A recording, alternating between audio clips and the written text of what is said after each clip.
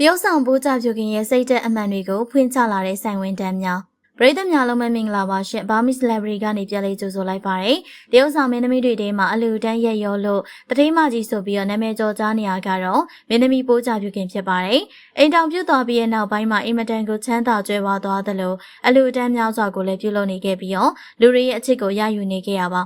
အခုဆိုရင်လည်းငလင်ဘေးတင်ပြည်သူတွေကိုကုညီလူတန်းဖို့အတွက်နေ့စဉ်နေ့တိုင်းထမင်းဟင်းတွေကိုကိုယ်တိုင်ချက်ပြုတ်ပြီးတော့စတုတိတာအလူကြီးကိုပေးလူနေရဖြစ်ပါတယ်။ဒီလိုမျိုးတရုတ်ဆောင်မင်းသမီးပိုးကြဖြူခင်ကတကယ်တမ်းမှာတော့အလုပ်သမားတွေပေါ်မှာဘယ်လိုမျိုးဆက်ဆံတတ်တဲ့စိတ်သက်ရှိသူတယောက်ဆိုတာကိုဆိုင်ဝန်တန်းကောင်မလေးကအခုလိုဖွင့်ချလာခဲ့ပါတယ်။ပိုးကြပြုခင်ကခင်မုံမြစ်သူအကိုထုံးရဲ့အစည်းစိမ်ချမ်းသာတွေနဲ့ကြီးကျယ်ခမ်းနားတဲ့အစိမ်ရွှေရတနာဆိုင်ကြီးကိုဖွင့်လှစ်ထားခဲ့ရဖြစ်ပါတယ်။မန္တလေးမြို့မှာတရှိနေတဲ့ရတနာပီကေထုံးလို့အမည်ရတဲ့စိမ်ရွှေရတနာဆိုင်ကြီးမှာဆိုရင်ဆိုင်ဝင်တန်းလေးတွေအများကြီးကိုလည်းခန့်အပ်ထားခဲ့ပြီးတော့တေချာစွာရောင်းချပေးနေခဲ့တာဖြစ်ပါတယ်။ရုတ်တရက်မင်းသမီးအဖြစ်ကနေတတိမကြီးအဖြစ်ကိုပြောင်းလဲလာခဲ့တာဖြစ်လို့ဝန်ထမ်းတွေပေါ်မှာထင်မှတ်မထားတဲ့စိတ်သဘောထားကိုလည်းပိုင်ဆိုင်ထားခဲ့ကြောင်းသိရှိရပါတယ်။မင်းသမီးပိုးကြပြုခင်အားဆိုရင်တော့သူမတို့ရဲ့အလုပ်သမားတွေအပေါ်မှာအလုံသမားတယောက်လိုမျိုးသဘောမထားပဲမိသားစုဝင်တယောက်လိုမျိုးသဘောထားဆက်ဆံတတ်တယ်လို့သိရပါတယ်။သူမရဲ့စိန်ရွှေရတနာဆိုင်ကဝန်ထမ်းကောင်မလေးတွေကဒီအကြောင်းတွေကိုဖွင့်ရလာခဲ့ရဖြစ်ပြီးတော့မိသားစုလိုမျိုးဆက်ဆံပြီးရဲ့တတိမ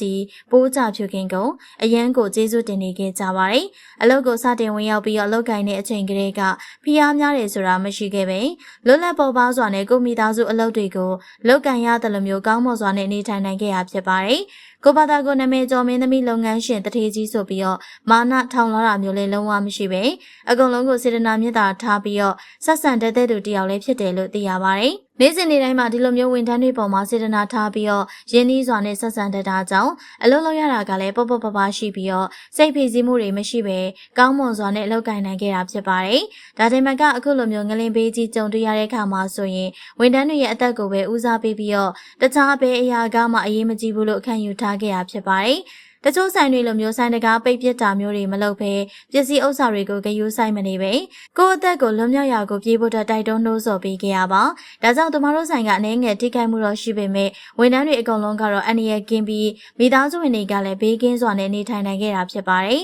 အဲဒီနောက်ပိုင်းဝန်ထမ်းကောင်မလေးတယောက်ရဲ့အိမ်ကငလင်တန်ကြောင့်နေထိုင်လို့မရတော့တဲ့အခြေအနေမှာမင်းသမီးပိုးကြပြုခင်ကပဲကူညီပြီးတော့သူမအိမ်မှာနေထိုင်ခွင့်ပြုခဲ့ပါတယ်ဒါတင်မကအလူငွေကိုလည်းထည့်ဝင်လူတန်းခဲ့ပြီးတော့ဝန်ထမ်းလေးတွေရဲ့မိသားစုတွေကိုလည်းကူညီပေးခဲ့ရပါအခုဆိုရင်တော့သူမရဲ့ရတနာရွှေဆိုင်ကြီးရှေ့မှာနေ့စဉ်နေ့တိုင်းစတုတိတာအလူကြီးကိုလည်းပေးလူနေခဲ့ပြီးတော့ဝန်ထမ်းတွေနဲ့တူအားရပါရအလူဒါနပြုလုပ်နေခဲ့တာဖြစ်ပါတယ်။တချို့တွေကသူမကိုမဟုတ်မမှန်ဝေဖန်ခြင်းကြပေမဲ့လည်းတကယ်တမ်းစိတ်သက်အမှန်ကတော့အခုလိုမျိုးရိုးသားဖြူစင်ကြောင်းဝန်ထမ်းလေးတွေကိုပြပြလာခဲ့တာဖြစ်ပါတယ်။ပရိသတ်ကြီးတို့ရောအခုလိုမျိုးစိတ်သက်လေးတွေနဲ့မင်းသမီးလေးပိုးကြဖြူခင်ကိုသဘောကျမိလားဆိုတာပြောပြခဲ့ပါအောင်ရှင်။အဆုံးထိကြည့်ရှုပေးရတဲ့အတွက်အားလုံးကိုကျေးဇူးတင်ပါတယ်ရှင်။